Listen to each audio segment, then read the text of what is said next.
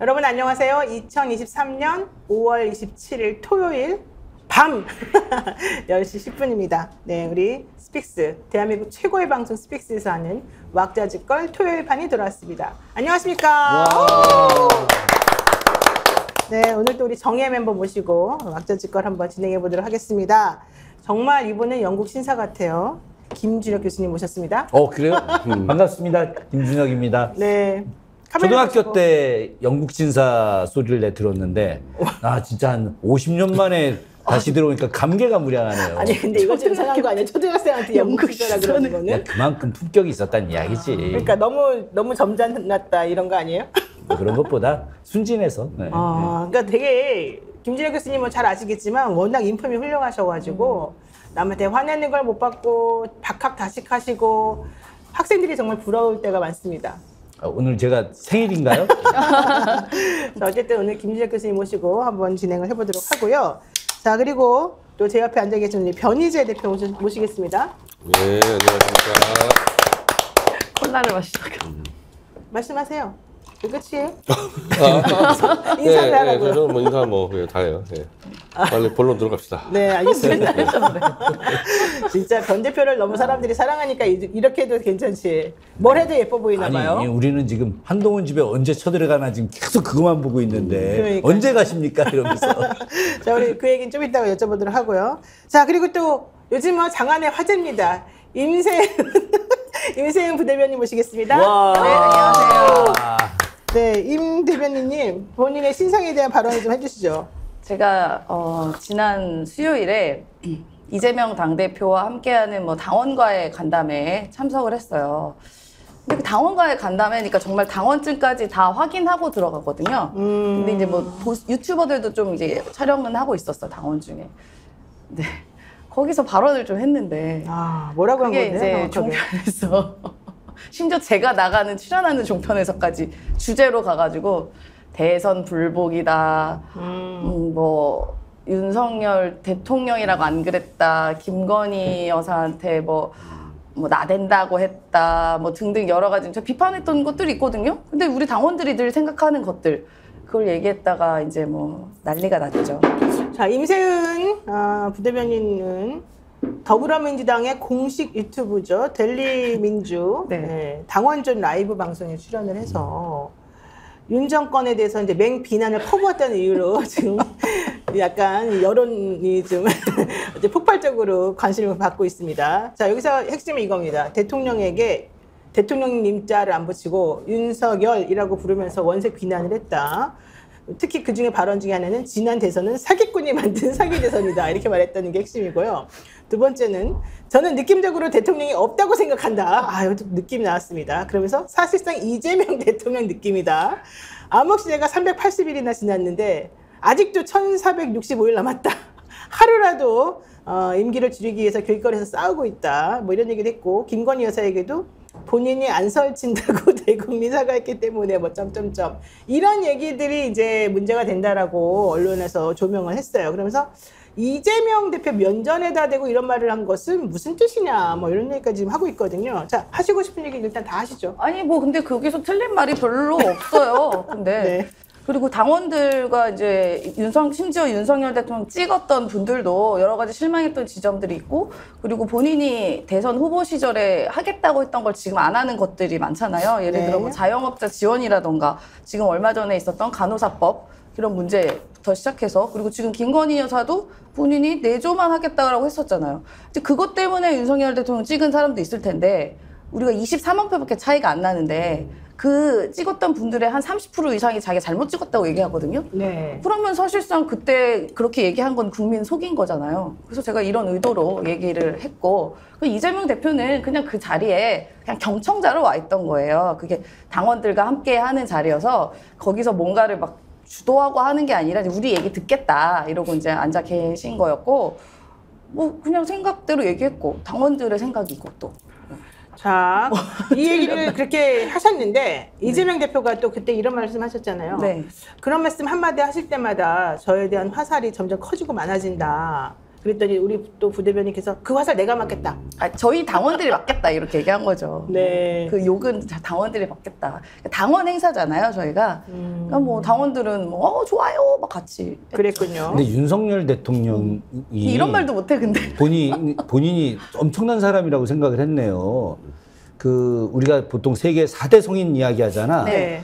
예수님, 공자님, 또 석가모니, 또 마호멧 이렇게 보통 이야기하는데 네. 조선시대 유학자들이 물론 숭유업불 시기이긴 하지만은 석가모니에 대해서 석씨라고 했어요. 석씨, 씨자를 붙였거든. 아. 석씨도 아니라 더 네. 비하해서 불씨 이렇게 이야기했거든. 석씨, 불씨, 아, 네. 김씨, 이씨 하듯이 그렇게 불렀는데 우리 저 대변인님이 윤석열 대통령에 대해서 윤씨 이렇게는 안 했잖아. 그냥 윤석열, 김건희 이름 하다못해 붙였죠. 세계 4대 성인에 대해서도 막 석씨, 불씨 이렇게 막 비하하면서도 불렀었는데 네. 그 정도 예우해줬으면 잘한 거야. 예. 아니 보통 뭐 우리가 자주 안 보지만 조선일보, 중앙일보에도 뭐 앞에 윤석열 대통령 얘기할 때 윤 아니 한마디 하잖아요. 저 지난번에 일본 신문에서도 윤씨 이렇게도 윤씨. 그 그렇죠. 신문에서 냈었거든요.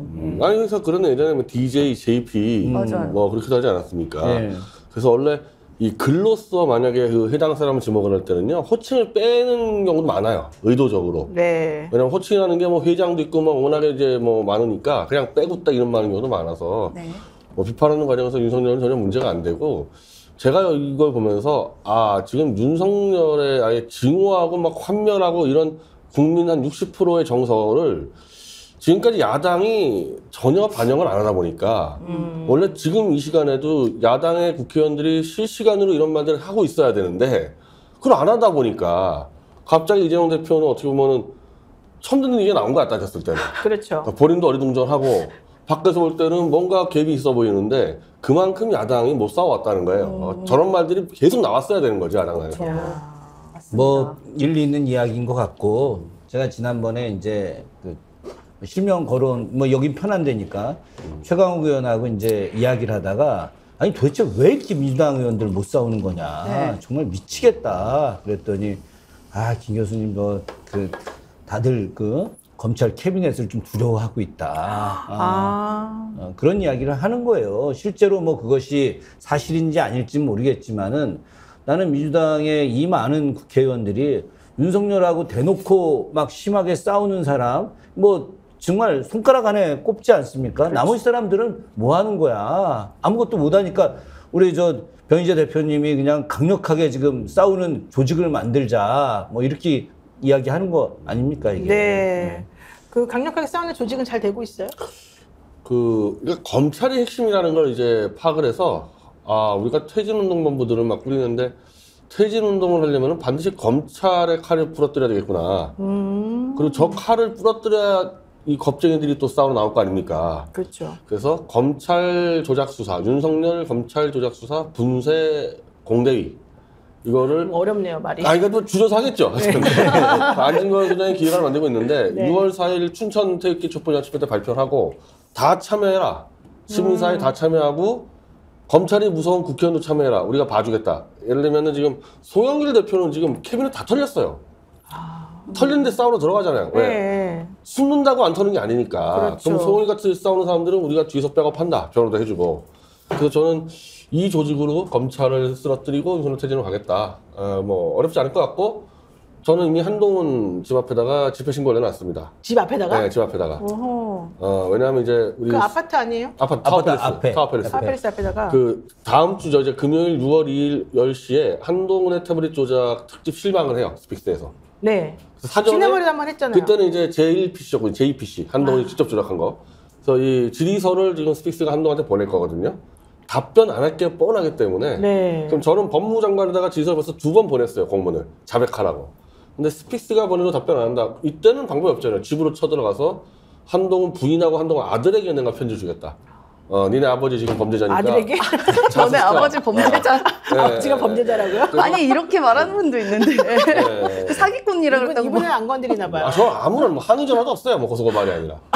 그러니까 그냥 세게 밀면 돼.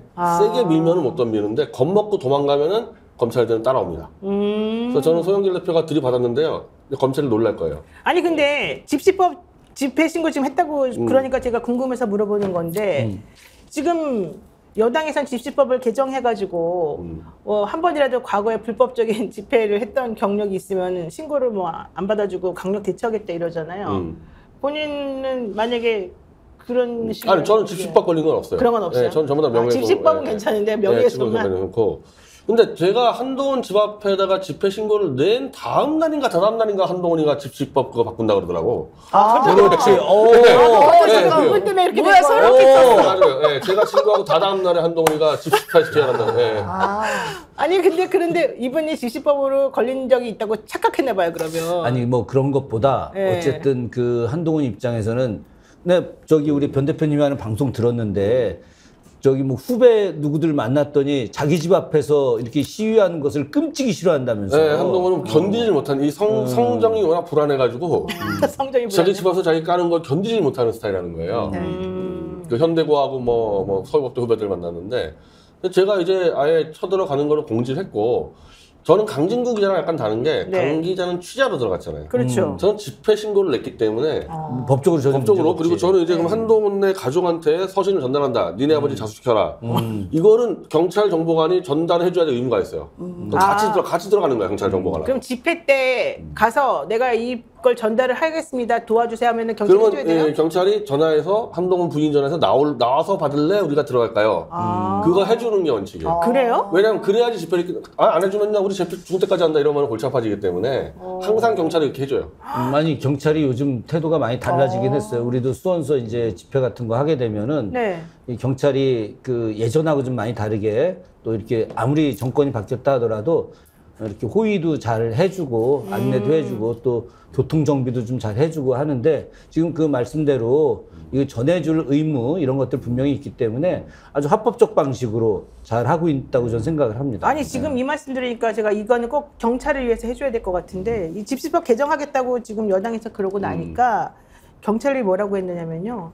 요즘 오히려 그 집회나 시위의 자유를 많이 폭넓게 인정을 해주니까 오히려 사람들이 좀 위법한 행위를 더 안 한다. 오히려 그러니까 시위를 하더라도 노선을 조금 이탈하는 정도일 뿐이지 현실적으로 불법적으로 뭐 하거나 이런 게 없다는 우리도 거예요. 그 얼마나 집회를 많이 해요. 그렇죠. 우리도 도로 이 행진도 많이 하는데 우리끼리도 같이 할 때 야, 그 여기까지가 우리 약속한 거야. 요 노선까지 약속한 거니까 이거 우리가 지켜주자. 그래야지 우리도 더 시민들한테 신뢰받고 또 이런 마찰 같은 것도 없어야 된다. 그런데 오히려 우리들을 갖다가 그냥 또 저희 다른 세력들이 그렇게 와서 공격하고 막 이래요. 그래서 한 번은 제 후배가 수원역에 어떤 여자분이 와서 막 매일같이 그러는 거야. 그러니까 아주 재미난 게 있어. 집회 방해죄라는 게 있어요. 네, 맞아요. 그런 것도 그래서 그분한테, 여자분한테 우리가 당신을 집회 방해죄로 신고를 할 거다라고 하는 순간 쫄아가지고 그 뒤부터 나타나지가 않아. 제사 방해죄도 있거든요. 네. 집회 방해죄도 있고요. 그런 것도 결국 업무의 일환으로 보게 되면 그렇죠. 현실적으로 그런 행동을 못하게 만드는 것 자체도 문제가 될 수 있는 거죠. 아이, 경찰들이 은재적 쌍팔년도 경찰 아닌데. 근데 뭐 물대포 쏘는 거 연습도 그러니까요. 하고 막 이제 이런다던데. 연습한다고요? 네, 뭐 그 경찰에서 6년 만에 다시 6년 만에 연습한다고. 훈련을 이제 지금. 근데 백남기 농민 유족들은 가만히 계시나요? 이런 그러니까요. 상황이 지금 벌어진 것에 대해서? 혹시 민노총 집회는 모르겠어요. 근데 최근 한 6, 7년 정도에 촛불 집회 태기 양쪽에서 사고 터진 적이 거의 없어요. 없어요. 그렇죠. 딱 한 번 그때 3월 10일 날 헌재 판결 났을 때 사망사고 났었는데 그때는 좀 굉장히 특수한 경우였고 그거 제외하고는 큰 사건 사고가 없어서 이제 집회가 그러니까 저만 해도 한 7, 8년 전에 집회라면요. 경찰이 벽을 썼잖아요. 그렇지. 의도적으로 경찰한테 와 달려가. 맞아요. 네, 그래서 사진 찍어서 후원금 뭐 받고 하는데 그런 게 있구나. 이거 저쪽도 그 민주주의들도 그랬었거든. 근데 이제 그게 없어졌더라고. 이제 경찰한테 들이받고 이런 거 없어졌더라고. 그래서 좀 정착이 된 것 같아. 집회 시위 문화에 대해서. 이야. 근데 이걸 또 흔들어 버리겠다는 거 아니에요. 잘 되고 있는데. 그러니까 이게 일부러 그렇다는 설이 있더라고요. 이게 좀 있으면은 이제 총선 다가오면서 점점 탄핵 집회라든가 뭐 이런 게 좀 앞으로 활성화가 되고 많이 일어날 것 같으니 네. 오히려 그런 것을 못하게 하려고 이렇게 법을 미리 좀 만들어가지고 명분을 만들려고 한다 이런 얘기도 있더라고요. 근데 어차피 이게 법이 통과 안 될 거잖아요. 야당에서 당연히 반대를 할 그러니까 거니까. 그래서 시행령으로 만들 거다 이런. 또 시행령. 응. 그러니까 이제 이 정권은 내가 전에도 한번 다른 방송에서 얘기했는데 시행령 정치를 하는 거예요. 이게 이제 긴급조치라는 게 70년대 유신 정권 이후에 만들어졌지 않습니까? 네. 그때 그 긴급조치를 발표를 하면서 헌법 우위에 둔다고 했어요. 야, 박정희 정말 대단한 사람이야. 맞아요. 헌법 우위에 긴급조치를 두겠다. 그래서 그 어떤 형량의 기준이 있으면 최대로 구형하게 만드는 이런 제도를 썼는데 난 그 윤석열 대통령이 거의 지금 자기의 어떤 말 이것을 갖다가 유신 때 긴급조치 수준으로 만들어서 헌법 위에서 두고 하겠다라고 하는 이런 발상으로 지금 하고 있는 게 아닌가. 그걸 시행령으로 지금 진행하려고 하는 거죠. 긴급조치 대신 시행령 같은 걸로. 네네. 아 근데 사실은 좀 이거 너무 심각한데요. 그리고 주택가 집회를 제한한다는 말은 또 들렸어요. 그러니까 주택가 집회는 지금 제가 하는 집회거든. 한동훈 집 앞에 집회. 그 집 앞에 사니까. 네, 지금은 주택가 집회에서는 그 데시벨 조정만 하면 됐었거든요, 음량만. 그렇죠, 소음을. 네, 근데 이제 그거 말고 제한 둔다 그러니까 아주 분명해. 야, 이거는 아니 근데 옛날에 문재인 대통령 사저에서 그렇게 24시간 떠들었을 때 그때는 뭐 물어보니까 윤석열이 아니 뭐 어차피 뭐 여기 대통령실 앞에서도 다 집회하는데요 뭐 이런 식의 반응이었잖아요. 그렇지. 네. 그런데- 가정집과 관공서가 그런데 다른데도. 본인은 어떻게 했느냐? 대통령령으로다가 주요 도로를 갖다가 네. 집회를 막을 수 있는 또 법이 있어요. 네. 그래서 지금 용산 일대에 있는 대통령령이 정하는. 대통령이 정하는 이거. 그래서 그 도로들을 다 또 집회를 못하게 또 만들어 버렸어. 아 이번에 말도 안 되는 거지. 문재인 전 대통령 사저 앞에서 문재인 전 대통령한테 막 욕하고 난리쳤던 그 사람 무죄 나왔잖아요. 그리고 지금도 계속 하고 있어.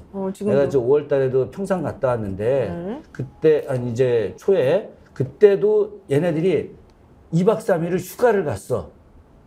휴가 동안은 조용했는데 휴가 갔다 오고 나서 또 난리가 또. 이 반경 넓혀놨는데도 또 계속. 대단하다. 할 말이 없는데. 예. 그래서 자. 집 앞에 언제 가세요? 그래서 일단은 스픽스가 다음 주 초에 보낼 거예요, 질의서를. 답변을 하면 제가 갈 필요 없어요. 근데 답변 안 하게 되고 스픽스가 6월 1일 방송하면은 그 다음 주에 무조건 가죠. 혼자 가요? 아니죠. 끌고 가지.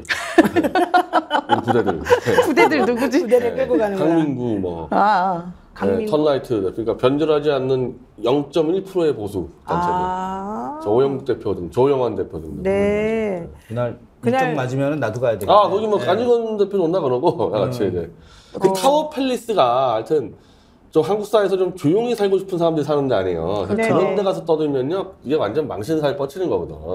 그렇죠. 그래서 한동훈이 뭐 얼마나 버티나 보고 근데 그게 시작이고 그걸로 끝내는 게 아닙니다. 저는 이제 한동훈은 이제 이렇게 돼버리면은 완전히 자기 범죄를 저지른 거를 한동훈은 막지 못하는구나 이렇게 된 거 아닙니까?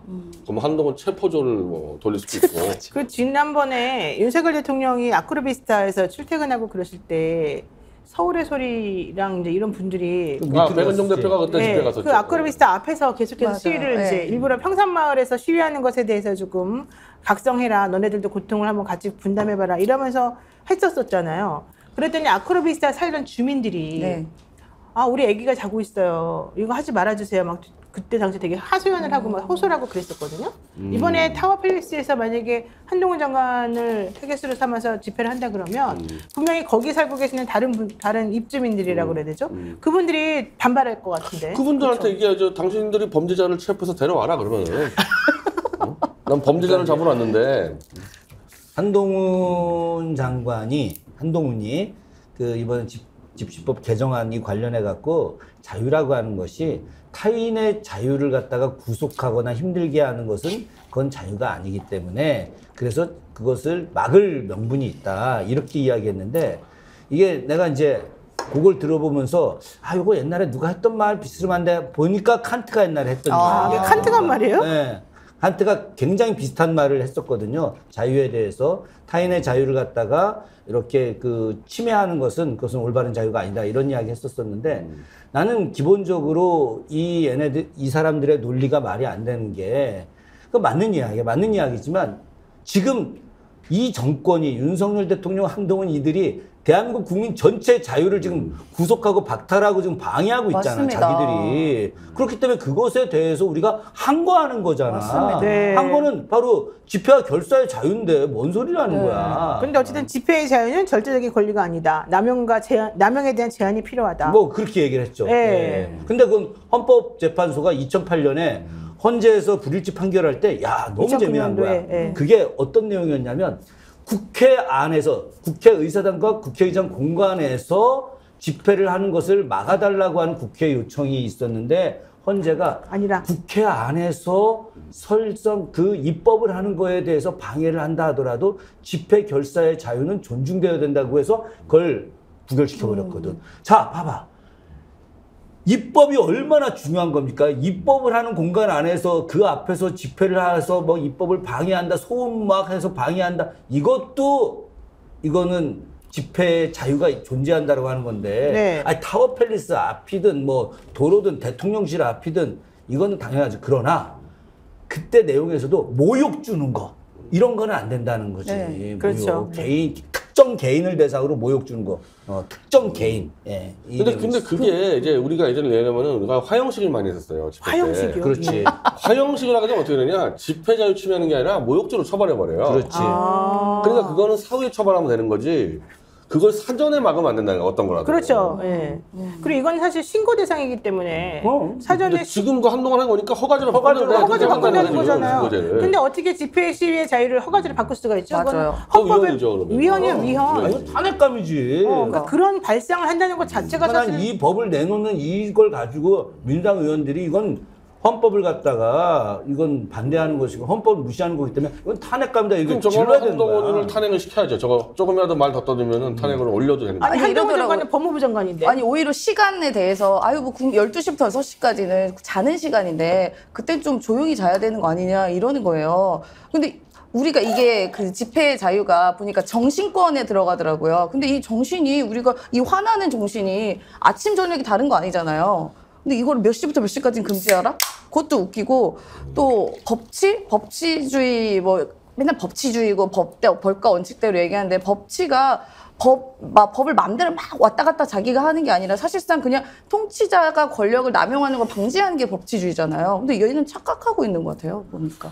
아니 근데 밤 12시부터 6시까지 사실은 잠자는 시간이니까 이제 평온한 주거 환경권을 보장해야 된다는 측면에서는 맞을 수도 있는데 문제는 그 방법, 그것이 이제 과도하게 그 표현의 자유를 주장할 수 있는 사람의 기본권을 침해하는 방식으로 하면 안 된다는 거죠. 근데 그 뭐 미친 사람이 아니고서야 밤 12시 집회하는 경우 별로 없어요. 아유, 그렇죠. 아주 맞아, 특수하게 맞아. 무슨 이 12월 23일이나 30일이나 이럴 때 말고는 더군다나 주택가 가지고 그런 경우 그렇죠. 거의 없어요. 그러니까 다른 사람을 괴롭힐 목적으로 그렇게 하는 게 아니잖아요. 네. 근데 이제 한동훈 법무부 장관은 법무부 장관인데도 불구하고 이렇게 위헌적인 발상을 좀 하신 게 아닌가? 근데 요거 영상을 나중에 보여줄 수 있으면 좋은데 한동훈 장관이 이 집시법 제정안과 관련해서 막 이제 얘기한 게 타인의 있어요? 자유 막 이렇게 하는 영상이 있는데 따다다다다 하죠. 아니야. 이게 말 그렇게 잘하는 사람이 떼떼떼떼 부들부들 떼떼떼떼 떨어요? 안 해요? 떼떼떼떼 오히려 그러니까 자기도 이게 논리가 안 맞다는 걸 아는 거야. 아는 건데 하긴 해야 되고 그러니까 이제 말을 하는데 그 막 그냥 화려한 언변으로 하는 이게 아니라 그냥 하다 끊기고 난 그걸 느꼈어요. 요즘에 한동훈 장관이 자꾸 막히는 게 이번 집시법 문제 그렇고요. 그건 제가 집회 신고를 한 직후에서 그럴 수도 있는 건데 송영길 대표하고 논쟁이 벌어졌는데 맞아요. 송영길 대표가 야 도대체 검찰이 니네가 증거 인멸해버린 거는 그거는 그냥 방어권이고 일반 국민이 증거 인멸도 아니고 그냥 자기 컴퓨터를 업그레이드 했어. 근데 송영길 대표의 알바 직원들까지 싸그리 그냥 압수수색까지 입건해버렸다. 그렇죠. 일반 국민이 하면 다 증거인멸이라 그러면 법무부 장관이 거기서 설명해야 될 거 아닙니까? 기자들이 마이크 갖다 대니까 맞아요. 송영길 씨는 수사를 잘 받으시면 됩니다. 네, 수사는 잘 아주 받았죠. 궁색한 말로 옛날처럼 나불나불 못 되더라고. 그러니까 송영길 대표가 이제 핸드폰을 이렇게 새 걸로 바꿔가지고 그걸 냈다고 하면서 이게 무슨 치조라고 비열한 짓이냐 이제 이렇게 얘기를 저는 하는. 비밀번호도 안 깐. 그러니까 인간이. 아니 그럼 본인은 비밀번호도 안 까가지고 결국에는 방어권이라고 주장하면서 행사했는데 왜 이쪽에서 그럼 방어권 행사하는 거는 뭐라 그러느냐 이제 이렇게 얘기를 하니까 수사 잘 받으세요 이랬다는 거잖아요 지금 얘기가. 이번에 송영길 대표가 예전에 그 손준성 그 고발사주 네, 사건 네. 때에서요 검찰에서 25개의 컴퓨터를 포맷으로 밀어버렸어요. 그랬어요 맞아요. 명백한 증거인멸이거든요. 송영길 대표가 이걸 또 문제 제기했는데 송 대표하고 저하고 목포에서 만났을 때 제가 확인하니까 제 타블릿 책을 3권을 다 완독을 했다. 아 송 대표가 네, 완전히 아. 검찰 수법을 알고 있다 해서 네. 제가 한동훈 집을 쳐들어가면 막 제가 좀 최대 문제가 태블릿 조작을 얘기하기 때문에 언론이 전혀 보도 안 해주거든요. 그러니까 한동훈이 그거 때문에 도망치고 있는 건데 어차피 지금 소영길 대표 한동훈을 붙고 있어요. 소영길 대표가 해줄 거야 한마디를. 너 한동훈 너 변희재한테 왜 아무 말도 못하냐 저랬다는데 네. 그렇게 했을 때 이제 한동훈은 도망 못 가는 수가 있다. 그러니까 연합작전에 걸려 있습니다 한동훈. 만약에 이상만 의원이랑 이성만 의원이랑 윤관석 의원이랑 이번에 체포동의안 만약에 국회에서 좀 표결을 할 거 아니겠어요? 30일 날 한다고 하더라고요. 30일. 아 보고가 30일이고요. 표결은 좀 더 있어야 돼요. 그렇게 만약에 어쨌든 다음 달에 할 것 같아요. 6월 초에. 6월 초에. 근데 그렇게 돼서 만약에 이번에는 조금 뭐 그냥 자율투표 맡긴다고 하면서 체포동의안에 가결이 될 가능성이 높다고 좀 보여지는데 그렇게 되면 결국 송영길 대표가 이제 타겟이 되는 게 확실해지는 거잖아요. 그렇죠. 예. 그러면 그 타임에, 그러니까 체포동의안이 통과가 만약에 된다 그러면 되는 그 순간부터 일단은 차라리 송영길 대표랑 싸우는 그런 구도가 만들어지겠네요. 소영길 대표는 이미 마음의 각오를 다 하고 있어요. 감옥까지 갈 거 다 염두에 두고. 감옥을 간다고? 아니 이제 조작 사건이 구속될 수 있죠. 될 수 있으니까. 예. 그러니까 본인이 감옥 갈 거를 각오하고 전제 이왕 생각 끝장을 보고 싸우겠다. 차라리. 예, 가만히 있다고 해결되는 문제가 아니기 때문에 그럼 감옥 가서 또 싸우면 돼요. 억중증하면 되기 때문에. 저는 그래서 그 타임이 하필이면 후쿠시마 오염수 시찰단들이 돌아와가지고 뭔가 좀 보고서를 낼 거잖아요. 그 타임하고 좀 맞아요.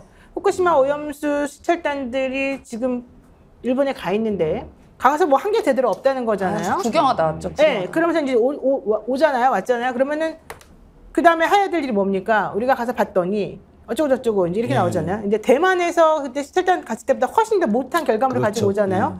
게다가 일본에서 시찰단들이 안에 들어가서 보겠다 그랬더니 피폭의 위험이 있으니까 안 됩니다.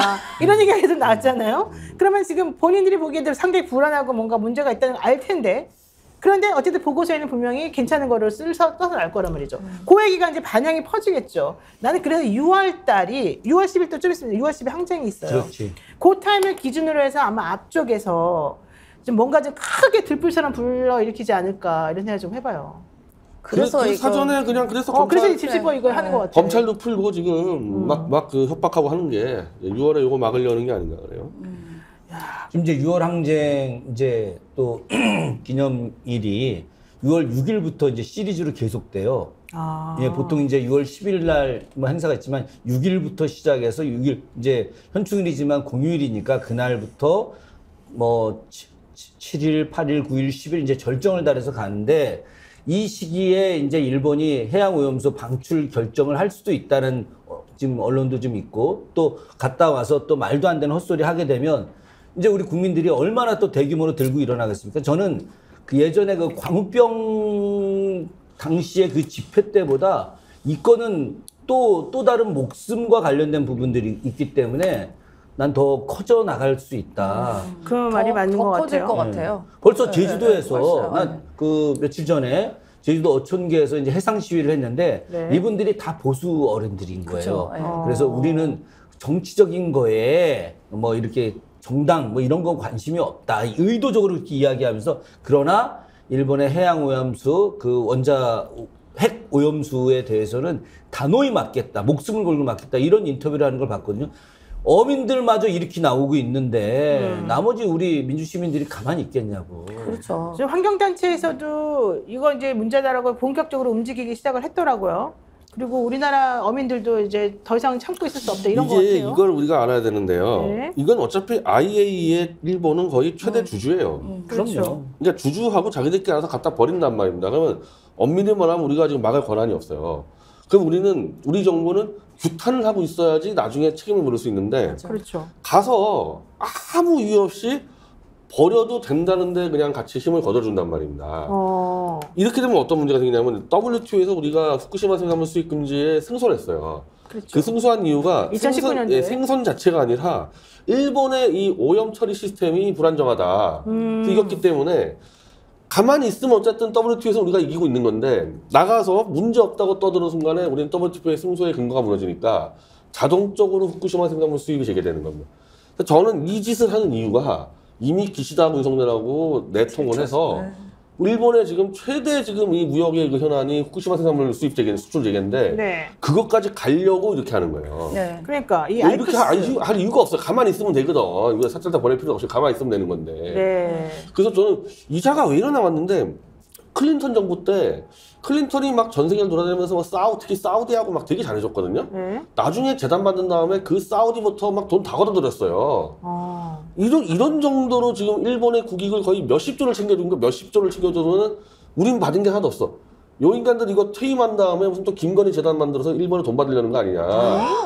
그러니까 클린턴 사례가 있다니까 이게. 뭐 그것과 더불어서 저는 생각하지 못했던 부분인데 갑자기 바이든이 지금 일본의 절대적 지지자잖아요. 네, 지지. 바이든이 옛날에 오바마 대통령 시절에 부통령 할 때 그때 우리가 박근혜 정권 시절이었는데 네. 그 일본하고 당시 대한민국하고 박근혜 정부하고 해서 그 한일 치유재단 만들었잖아요. 이 한일 치유재단 만드는 거를 뒤에서 바이든이 엄청 조정했죠? 만들게 한 거야. 그리고 나서 당시에 불가역적 관계로 뭐 어쩌고저쩌고 보상하자 이랬는데 그때 우리 국민들이 들고 일어나서 난리를 쳐갖고 그걸 실패한 거 아닙니까? 그랬죠. 그랬는데 지금 바이든이 또다시 이 일본을 통해서 우리나라 거 빼먹고 이러기 위해서 지금 윤석열 정부가 강제동원과 관련된 제3자 대위 변제부터 시작해서 뭐 여러 가지 일들을 다시 또 하는 거야. 이건 뭐냐. 바이든이 일본을 이제 뒤에서 봐주고 그러면서 이 일본이 미국을 믿고서 한국의 경제력을 빼먹어서 지금 경제 부활을 하려고 하는 건데 일본이 경제 침체를 한 30년 했는데 작년부터 시작해서 올해 지금 최고의 경제 소득을 올리고 있는 거야. 이게 다 우리나라 올해 때문에. 네, 그러니까 일본이 망한 경제를 미국의 힘을 통해서 대한민국의 자본을 뽑아가지고 먹으면서 이렇게 성장하고 있는데 이거 엄청난 일들이에요, 이게. 자, 그래서 어쨌든 여론조사가 나왔습니다. 권우현 환경운동연합 에너지기후팀장 25일 날 이 서울 종로구에서 있었던 환경운동연합에서 설문 결과 발표 기자회견을 했어요. 이 제목이 이거죠. 후쿠시마 오염수 해양 방류 대국민 인식조사 설문 결과 발표인데요. 기자회견을 통해서 여론조사 전문기관인 리서치뷰를 통해서 지난 5월 19일부터 22일까지 나흘 동안 전국 만 18세 이상의 성인 남녀 1000명을 대상으로 후쿠시마 오염수 방류에 대한 대국민 설문을 진행했다. 이렇게 밝히면서 오염수 방류 찬반의 결과를 말해줬는데 국민의 85%가 반대한다고 지금 나온 거예요. 85.4%가 찬성은 10.8%라고 나타났대요. 10.8. 자, 그렇게 대통령은 국민의 85.4%나 되는 사람들이 반대한다는 이 얘기는 듣지 않고 그 10.4%가 찬성한다는 그 말을 듣고 있는 걸까요? 어떻게 되는 그러니까 걸까요? 이게 엄청난 이게 음모가 있을 거라니까. 10.8%. 엄청난 네. 음모가 있는 거야. 이거 뭔가 거래를 쳤을 거랍니다. 이거. 무슨 거래가 아까 있어요? 있잖아요. 네. 우리가 오염수 배출에 대해서 우리는 어찌 보면 권한이 없어요. 가만히 있으면 돼. 그리고 나중에 손배 청구 들어가면 돼. 열받으면. 그렇죠. 네. 근데 꼭 저렇게 사찰단을 보내서 우리가 오케이를 하겠다는 이유는 후쿠시마 생산물 수입을 트기 위해서다. 그럼 일본은 그것만 해서 거의 몇십 조 이상을 벌어요. 그거 나눠 먹겠다는 얘기, 난 윤석열이가. 그래서 아까 바이든 얘기 나왔는데 네네. 우크라이나전에다가 미국이 세금을 거의 한 100조 가까이 썼는데 그게 전부 다 미국의 이 첨단 군사 기술 회사하고 IT 회사들이 먹었어요. 바이든 퇴임하면요, 이제 바이든이 가도 거의 클린턴 더한 인가들인데 돈 받을 거 아닙니까? 그 회사들한테. 군수품한테. 그러니까 오늘 그저께 네네. 나온 게 월스트리트 저널에서 나왔잖아요. 원래 미국이 80억 달러를 갖다 해주고 또 이 탄을 갖다가 해줘야 되는데 대한민국이 다 해주면서 미국이 들어갈 돈이 없어져서 너무 잘 됐다.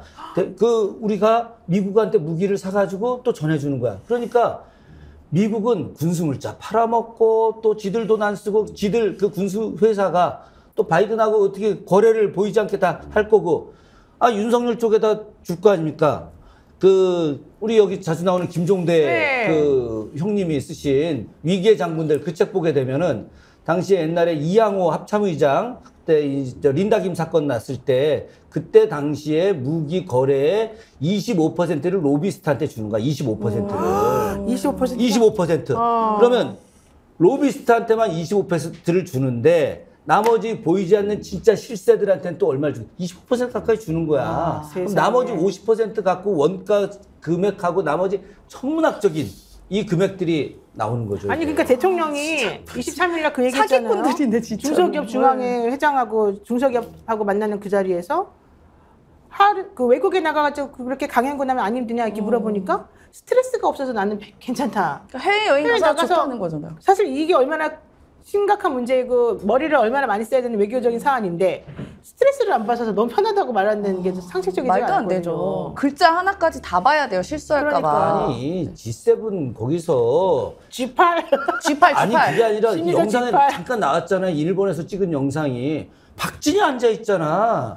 나머지 7명 바이든부터 시작해갖고 다 정상들이 7명이 앉아 있는데 옆에 윤석열이 있어야 되는데 박진이 그 자리에 앉아 있는 거야. 나는 그래서 나는 이상민 장관 지금 탄핵 그 심판 올라가가지고 지금 심판받느라고 자기 직무 정지됐잖아요. 박진을 한번 그렇게 만들어야 된다고 생각해. 그래야지 그런 자리 못 나갈 거 아니에요? 아니 근데 거기서도 이제 다른 나라들 있잖아요. G7 말고 다른 국가들 쭉 앉아 있는 데서 또 이렇게 혼자 앉아 있어요. 근데 옆에 프랑스 마크롱도 있고 막 있어요. 그럼 옆에 한마디씩 할 수 있잖아요. 근데 또 두리번 하더니 바이든 보이네? 근데 또 막 달려가요 바이든한테.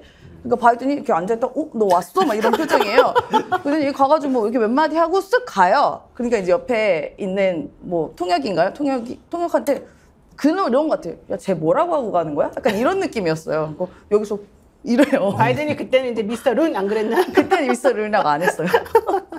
아유, 진짜 여러 가지 측면에서 좀 납득이 안 가는 그런 상황이긴 한데 어쨌든 대통령실에서는 이렇게 말하고 있습니다.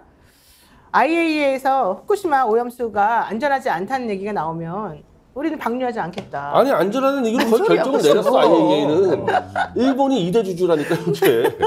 어쨌든 그건 끝난 거예요. 근데 이렇게 말했죠. IAEA 빼고 어떤 나라도 찬성 안 하고 있는데 그래서 다 입을 다물고 있어. 대만 같은 게 아예 입을 다물고 있는데 왜 우린 나서서 찬성을 하려고 그러냐는 거예요. 근데 가만히 있지. 김대기 실장은 IAEA에서 오염수에 대한 종합 결과를 6월 말에 발표한다. 우리는 그때 가면은 안전하지 않다는 말이 나오면 우리도 방류하는데 반대하겠다. IAEA가 반대하면 나왔다는 못해요. 당연히. IAEA가 이미 일본하고 끝났어. 거래. 그러니까 3월에 일본 가기 전이었나요? 미국에서 네, 한번 뭐 잠깐 스티든 만남 했었잖아요. 일본 기시다를. 네. 근데 그러고 나서 나중에 무슨 외무성인가요? 그 사람한테 기시다한테 뭐 걱정하지 말고 우리가 강제징용 이거 잘 해결할 테니까 네. 뭐 맘 쓰지 말라 해라 뭐 이렇게 해서 전달했다고 하잖아요. 그때 뭐라 그랬냐면은 나는 지지율이 1%가 되더라도 해야 할 일은 하겠다라고 말한 게 저는 이 오염수까지 다 전제되어 있는 거 아닌가. 미리 다 그 말이 계획되어 맞죠. 있는 것 같아요. 예. 네. 후쿠시마 수산물 가져오려고 아마 수산물도. 그러니까 총선 전에 못 끌어내면요 후쿠시마 수산물 들어옵니다. 아니 근데 저는 그런 수산물 들어오고 방류하고 그럼 본인들도 먹는 거에 문제가 생길 텐데 다 외국에서 사오나? 아니야. 아니에요? 제가 네. 우리나라 수산물협회 특강을 내가 2번 간 적이 있었어요. 예. 근데 내가 깜짝 놀란 게 요즘 그 수산물협회에 있는 사람들 중에 네. 정말 우리나라 수산업계를 좌지우지하는 사람들이 왔는데 육지에서 거대한 그 큰 수족관들을 만들어 가지고 그 안에서 아주 깨끗한 물로 해가지고 이 양식을 하는 거예요. 이것들은 그냥 우리 같은 동네 뭐 이 수산 뭐 이런 데 안 오고 아주 VIP들 타워 팰리스 이런 데로 가는지도 모르겠지. 근데 그렇게 부자들한테 그게 공급이 돼서 가는 거예요. 옛날에 우리 이제 막 새우 같은 거 먹을 때 이게 새우 빨리 키우기 위해서 무슨 약을 투여하고 막 이런다고 하잖아요. 이 사람들은 그런 거 단 한 방울도 사용하지 않는다는 거예요. 물도 아주 정제되고 깨끗한 거. 그러니까 우리가 저 후쿠시마 오염수 이런 거 갖고 먹은 고기들 먹는 상황에서 이 사람들은 절대 그런 자기네들은 깨끗한 거 먹고 먹을 일이 1도 없는 거야. 그러면 나쁜 건 우리 다 먹이고. 예. 펜트하우스네요, 펜트하우스. 야 진짜 무슨 스카이캐슬도 아니고 뭐. 제가 전에 한번 말씀드렸잖아요. 6.25 때도 비행기 타고 홍콩으로 피난 갔다고 부자들. 예. 윤석열이 옛날에 없는 사람들은 좀 불량식품 먹어도 된다 이렇게 말했잖아요. 맞아요. 낙고인식이겠죠 그러면. 자 오늘 왁자지껄 포장마차 사고 이제 아무도 음식을 안 드시고 아니, 흥분해서 그렇지, 흥분해가지고 흥분해서. 좀 네. 드시고 계십시오. 제가 좀 광고를 해드리면서 여러분들 됐습니다, 마음을 됐습니다. 조금 풀어드리겠습니다. 자 이번에 소개해드릴 광고는요 스픽스몰 광고입니다. 스픽스에서 하는 스픽스몰 5월 가정의 달을 맞이해서 선물 구매하시는 경우 많죠. 또 조금 있으면 이제 6월 더워지는데 몸보신하기 위해서라도 반드시 필요한 곳이 바로 스픽스몰입니다. 저희 스픽스몰에서는요 소고기, 영양제, 과일 지난번에 우리 골드키 드셔보셨잖아요. 진짜 맛있어요. 과일, 디저트 등 다양한 상품을 많이 준비하고 있습니다. 하나를 주문하셔도 저희는 무료 배송이라는 거 여러분 잊지 마시고요. 가격이 정말 착합니다. 더보기 링크 눌러서 들어가시거나 네이버에 스픽스몰을 검색하셔서 주문하시면 되고요. 스픽스몰에서 구매를 하시게 되면 스픽스에 큰 도움이 됩니다. 스픽스하고 글램모어가 제작해서 만드는 연꽃 추출물 선크림 이 물건을 다시 한번 여러분들께 소개를 해드리겠습니다. 백탁 현상이 없는 자외선 차단제는 화학 성분이 가득할 거라고 생각하시겠지만 전혀 그렇지 않습니다. 글렌무어는요, 합성 착향료를 전혀 사용하지 않고 있고요. 피부에 자극이 없습니다. 우리 방송에 자주 나오시는 임세은 대변인님하고 이경 대변인님 피부를 보십시오. 얼마나 그냥 매끈매끈 윤기가 나는지 다 이런 거 덕분이라. 아이고 죄송합니다. 이거 덕분이라는 거. 자, 백탁 현상 없고 발림성이 좋은 글렌무어 선크림. 글렌무어에서는 오직 스픽스 구독자를 위한 이벤트가를 내놓았기 때문에 하나 가격에 2개를 드리고 2개를 더 구매하시면 4개 가격을 저희가 4,000원이나 깎아드립니다. 영상 하단에 더보기라는 링크가 있으니까요. 여러분께서 한번 들어가서 눌러보시고 아니면 네이버에 스픽스 글렌무어를 검색해서 보시면 구매 즉시 빠르게 배송받으실 수 있습니다. 지난번에는 너무 물건이 공급이 안 돼서 저희들이 좀 불편에 끼쳐드렸습니다. 그래서 죄스러운 마음에 저희가 생산 라인을 조금 더 왕성하게 만들어 놨으니까 여러분들께서 한번 들어가 보시고요. 특히 피부암의 주범이에요. 이 태양이. 여러분들 꼭 잊지 마시고 한번 들어오시기 바라고요. 전 이 보험은 되게 여러분들한테 꼭 추천해드리고 싶습니다. 꼭 이렇게 보험을 해지하고 나면, 해약하고 나면 사고를 당하니까 무조건적으로 보험을 해약하면 안 된단 말이죠. 이걸 제가 이제 알려드리려고 하는데, 이런 거 할 때 여러분들 누구한테 물어봐요? 이거를 해약하는 게 낫습니까? 아니면 이거를 담보로 대출을 받는 게 낫습니까? 아니면 그냥 놔두는 게 낫습니까? 물어봐야 되잖아요. 상담사. 그렇죠. 네. 바로. 예. 근데 그 보험회사한테 물어봐요? 그 보험회사는 돈 안 주려고 자기네들이 머리를 쓴단 말이에요. 그래서 무조건적으로 보험을 해약하지 말고 당신의 경제적인 사정이 어떻게 될지를 한번 계산을 해가지고 정확하게 여러분들한테 컨설팅을 해드리는 게 바로 더 착한 보험이라고 하는 이 회사예요. 더 착한 보험에서는요, 무조건적으로 깨지 마십시오. 어떻게 하면 더 도움이 될 수 있습니다를 알려드린다는 거예요. 그러니까 컨설팅은 맞춤형 컨설팅이 있지 않습니까? 교수님도 맞춤형 컨설팅 잘 해보시나요? 아니 사실은 지금까지 안 해봤어요. 안 해봤죠? 예, 예, 한번 한 번도 안 일단 해봤어요. 해볼까요? 더 착한 보험에다가? 나 한번 해봐야 되겠어요. 네, 한번 해보셔요. 난 진짜 지금도 충격적인 게 1995년 12월 1일 날 그날 내가 호남 고속도로에서 교통사고 나서 오른쪽 다리가 부러졌거든. 어머. 근데 그 일주일 전에 내가 하도 어려워서 보험을 해약을 했는데 해약했는데 예. 근데 딱 일주일 뒤에 호남 고속도로에서 추돌 사고 나면서 내 다리가 부러졌지. 그래서 뭐 그냥 백제병원으로 바로 갔어요. 논산의 백제병원으로. 근데 네. 그때 보험 하나도 안 돼가지고 뭐 고생 많이 했죠. 아니 추돌사고가 났으면 교통사고가 났다는 거고 종합보험에 가입됐을 텐데 안 되셨어요? 아니 그거는 됐는데 내 개인 거. 그래서 우리 선배가 이제 계속 연속 8차 추돌 사고가 났죠. 그래서 뭐 우리가 그 다시방이라고 뭐 그런 있잖아. 앞에다가 그냥 또 다리를 올려놓고 이러고 있다 똑 부러졌지. 네. 그렇게 되면은 이게 또 이쪽 과실이 커요. 게다가 이건 호의동생 사건이잖아요. 호의동생 사건 맞죠? 호의적으로 그냥 그 차에 태워준 거잖아요. 그렇지. 네, 그러다가 결혼식장 가느냐고. 거잖아요. 네. 친구 군산 결혼식장 가느냐고 4명이 타고 가다가 다 교통사고 났죠. 그렇게 호의동생 사건에서는 이렇게 앉아있다가 당한 사람에게 제대로 보상을 해줘야 되냐 말아야 되냐가 사실은 상당히 문제가 있어요. 하여튼 그래서 지금 이제 이런 상담을 하게 되면 저처럼 이제 억울한 거라기보다 안타까운 그렇죠. 그런 뭐 상황이 없을 수 있다. 네, 자 대부분 가까운 친척이나 지인을 통해서 묻지마식으로 가입하신 분들이 많을 텐데 매달 돈은 빠져나갔는데 무슨 돈이 어떻게 빠져나갔는지 내가 무슨 보장을 받는지 모르는 사람들이 많죠. 그래서 저희가 보험 점검 전문 업체, 이거는 특정 보험 상품을 파는 게 아닙니다. 보험 점검 전문 업체인 더 착한 보험하고 제휴를 맺었습니다. 더 착하게 점검하고 설계를 해드린다는 거니까요. 자동차, 화재, 건강보험 등 모든 보험에 대한 상담이 가능하고요. 저희 스픽스에서 강력하게 추천을 해드리는 그런 상품입니다. 이거는 보험을 점검해주는 시스템과 관련된 상품입니다. 문의 전화는요 1644-1236 번호도 외우고 싶죠? 1644-1236 본인 해야 돼요. 저는 보험 하나도 든 게 없어요. 그러니까 해야 돼요 이제. 그러니까 이제 보험 설계사 입장에서 완전 불로 오셔야 하더라고요. 이제부터 막 팔 수 있으니까. 그러네. 지난번에 결혼 상담소하고도 또 뭐 상담하시던 이제 보험하고도 상담하셔야 되겠네. 네, 요즘 괜찮으셔요? 아니 근데 평생 보험 없이 살다 보니까 네. 잘 모르잖아요. 왜 그렇죠. 보험을 들은지를. 근데 그렇죠. 이제 뭐 들어야 된다 그러더라고. 그래서 아마 결혼하고 들지 않을까. 근데 결혼하시다면 하겠어요. 언제 해? 상담했는데 별로 안 좋았어요. 하셨어요? 네, 그 오정TV에서 하는데 상담소 대표가 나와서 하는데 그러니까 보편적 기준 가지고 얘기를 하잖아요, 여기는. 근데 저는 아주 특수한 상황이어서 그렇죠. 아주 뭐 굉장히 안 좋았어요. 난 내가 한번 얘기를 들었기 때문에 애국적 입장에서 결혼을 안 한 걸 내가 아니까. 그러니까 이제 그런 얘기를 하면 이 사람 못 그게 알아들어. 무슨 말이에요? 그러니까 아니 진짜 애국적 입장에서. 그게 무슨 말이에요? 아니 자기가 결혼을 해서 하는 것보다 나라를 지켜야 되기 때문에 그래서 결혼을 할 뻔한 분이 있었는데 유보를 했다는 이야기를 내가 직접 들었거든. 나라 때문에? 그러니까 혼자 몸에 감옥도 가셔야 되고 하니까. 그러니까 느낌이 네. 이번에 결혼한 다음에 나라가 완전히 위기에 빠져서 내가 감옥에 간다는 느낌 자꾸 드니까 이게 결혼 못 하겠더라고요. 진짜요? 네, 그래서 내가 결혼을 한 2번은 못 했거든. 두 번이나? 두 번 못해서. 그러니까 이렇게 얘기하면 이 결혼 상담소 대표는 못 알아들어 무슨 말인지를. 나도 못 알아듣겠는데. 근데 나는 알아들었어. 알았어요. 삶을 이해하는 분은 알아듣는데 이제 모르고 딱 요구 조건 이거는 보면 느낀 뭔 게 소리. 결혼 중개 업체로 가서는 안 되겠구나. 그게 아니라 나이도 너무 어린 사람을 좋아하고 무슨 학벌도 너무 또 고학력을 아니, 좋아하고 이러던데. 제가 50이니까 35살. 오빠. 아니 근데 내가 조건을 다 들었는데 쉽지는 않지만 또 그렇다고 어렵지도 않아요 또. 아니 근데 또 저희가 뭐 노력을 한번 했는데 또 사기를 좀 했구나. 당하셨습니다. 아이고. 그랬구나. 예. 알겠습니다. 자, 어쨌든 더 착한 보험에 한번 문의하셔가지고 이런 분들도 사실은 상담해 보시면 좋다는 거고요. 문의 전화는 1644-1236이고요. 일과 시간 이후에도 010-7612-3303, 010-7612-3303으로 연락 주시면 되겠습니다. 자, 마지막 이슈 짧게 하나 짚어보고 가겠습니다. 김건희 여사 대통령실에서 이렇게 인정을 해버렸어요.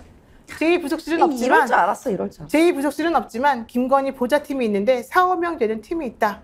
아까 존재랑 규모는 공식화되는데 그렇다면 제2부속실이 없는데 그 사람들에게 들어가는 돈이나 거기서 쓰는 이런 비용 같은 거는 어떻게 이게 다 한다는 거죠? 그러니까 이거 다- 불법이죠, 이거. 다 불법이죠, 이거. 이거 어떻게 해야 예산을 되는 편성할 때 정확하게 부속실, 1부속실, 2부속실에서 예산이 다르게 들어가는데 그 영분 예산이 없을 거 네, 그거 아닙니까? 어떻게 그 영분에서는 불법 편성했다는 얘기잖아요, 이거는. 이게 모조리 불법이에요, 하는 짓들 보면. 그리고 굳이 안 만들 이유가 없는 게요. 4~5명 되는 팀이 있으면 근데 기존의 2부속실도 많아야 4명, 정도 아니었나? 5명이에요. 이부속실이 원래? 4~5명이에요. 네. 많아야. 네. 그래요? 떼놓고 하면 돼요, 분리해서. 근데 2부속실을 안 만드는 이유는 천공이 설명을 했어요. 왜요? 뭐라고 했어요? 2부속실 만들어버리면은 이 부속실에 갇힌다. 2부속실 없으면은 영부인이 모든 조직을 다 가난할 수 있다. 이 천공이 설명한 거예요, 이거. 그건 맞을 것 같아요. 그럴 것 때문에 안 만든다는 예, 거죠? 예, 예. 그래서 천공이 그렇게 해서 만들지 말라 그랬다는 거거든요. 아니 제가 영상을 봤어요. 봤는데 그래서 영부인이 3개의 영부인들을 다 만나고 그들을 감동하면 그 영부인들의 남편한테 이야기해서 대통령이 우리나라를 다 찾아와서 우리나라 대통령과 면담을 하고 우리나라 대통령을 극찬하고 대한민국이 전 세계 인류 국가가 된다. 그래서 영부인의 활동을 자유롭게 만들어줘야 된다라고 천공님께서 말씀하셨지. 천공님께서. 아니 그때 그런 건 아는데 근데 왜 4명이나 5명이나 되는 사람들이 그러면 이렇게까지 하냐고요. 그러니까 이게 추측되는 건 일단은 분리를 해버리면 너무 그러니까 이 부속실 하는 뭐 아까 말씀드린 예산이라던가 이런 서류 같은 것이 다 공개가 돼야 되고 그렇죠. 나중에 혹시 문제가 되면 거기서 문제가 많이 생길 수도 있는 확률이 높잖아요. 그럼 거기서 책임지는 사람이 분명히 나와야 된단 말이에요. 근데 이렇게 1부속실로 퉁쳐버리면 분산시킬 수가 있어요. 분산 책임도. 회계 분식회계처럼 네, 하고 예. 누가 뭐 하는지 모르고 그리고 그다음에 1부속실에서 공유하는 이런 자료들이랑 2부속실에 공유한 자료랑 완전 다르잖아요. 당연히 그 대통령만 봐야 되는 것들이 있고 알아야 되는 것들이 있고 하면 1부속실은 무조건 그걸 거쳐서 가거든요. 그러면 이제 김건희는 다 볼 수 있는 거예요. 그러니까 임신혜 대변인은 청와대 근무해 보셨으니까 네, 네. 정확히 아시는 거잖아요. 네, 저는 2부속실이랑 주로 했거든요. 일을 같이 했는데 그러면 제가 1부속실에 있는 자료를 볼 수가 없어요. 그래요? 네, 근데 지금 이렇게 2부속실은 합쳐놓게 되면 다 볼 수 있죠. 같은 직원들이니까. 오. 대통령한테 올라간 자료는 1부속실 거쳐서 가는데 그럼 지금 여사팀은 그것도 같이 볼 수 있는 거죠. 그래서 뭐 공유하겠지. 또 가서 보고하겠죠. 그래서 지난번에도 그렇게 넷플릭스. 넷플릭스 사건 때도 대통령 부인에게 이렇게 여러 번 보고해가지고 했다 이런 자연스럽게 나온 얘기군요. 그렇죠. 원래는 뭐 아예 안 되죠, 부속실 원래. 차원이 아니라 네. 그 자기 또 이 측근을 지금 의전비서관에 또 앉혔잖아요. 그러니까 요소에 다 들어갔을 겁니다. 요 4~5명은 부속실 안에 있는 팀일 뿐이고요. 전체 이 비서실에 한 명 다 박아놨을 거예요.